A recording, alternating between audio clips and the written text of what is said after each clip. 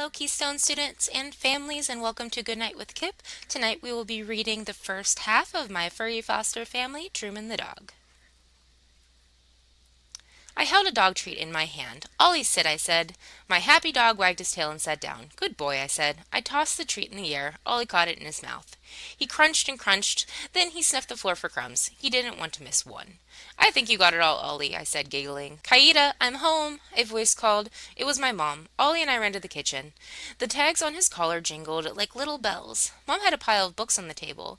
She works at a bookstore. I love it because she gets me books about animals. When I grow up, I want to be a veterinarian. I'm going to be the best animal doctor ever. "Are those books for me?" I asked. "Yes," she said. "There's a book about cats, a book about birds, a book about dogs, and a book just about dachshunds." "Like Ollie," she said. She slipped me the book in front of me. I gave her a big smile. "Oh, thank you, Mom." "Yip, yip, yip," Ollie barked and ran to the back door. "That must be Dad," I said, running along after Ollie. "Yip, yip, yip." Dad walked in, bent down, and patted Ollie's head. He got hugs from Mom and me. "Coming home to my family is my favorite thing," Dad said. "Hey, I have some good news." "What is it?" I asked. Dad smiled, but he didn't say anything. He took off his jacket. He hung it on the hook. He put his backpack on the floor. He took off his shoes. "Dad," I said, "come on, what is it?" "Yes, stop teasing us," Mom said with a smile. "Okay, sit down at the table, and I'll tell you," he said. We all sat down. Ollie curled up under my chair. Dad grinned. "I got a phone call from Happy Tails Rescue," he said. I peeked under my chair. "That's where we got Ollie," I said.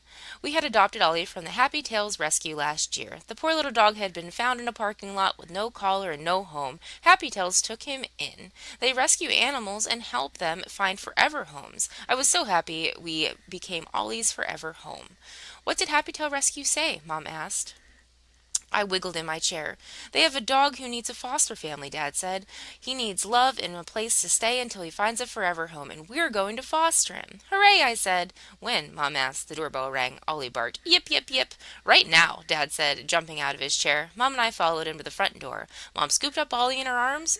It was Joss, the awesome lady from Happy Tails Rescue. "Hello, Takano family," she said. "Thank you for agreeing to foster." Ollie wagged his tail. I could tell he remembered Joss. "Hello, Ollie," Joss said, patting his head. "Where is the dog?" I asked. "Truman is in my truck," Joss said. "Will Truman like Ollie?" I asked. "Truman is friendly with other dogs," Joss said as we walked to her truck. "He's an older dog. He's very sweet Labrador mix." "What happened to his family?" I asked. "Truman's family had to move far away. Sadly, they couldn't take Truman with them," Joss said.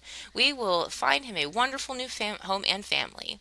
When we got to the truck, Josh opened the door, grabbed a leash. A black dog jumped out. He was bigger than Ollie. He stood close against Josh's legs like he was trying to hide. "He is beautiful," I said. Truman looked at me and blinked. His tongue rolled out. His thick tail thumped against Josh. "Look at that. I think he likes you, Katina," Josh said. "I like Truman too." And that is our first chapter of the foster dog, and we'll find out more about Ollie and Truman in our next installment, so catch us later for more Good Night with Kips.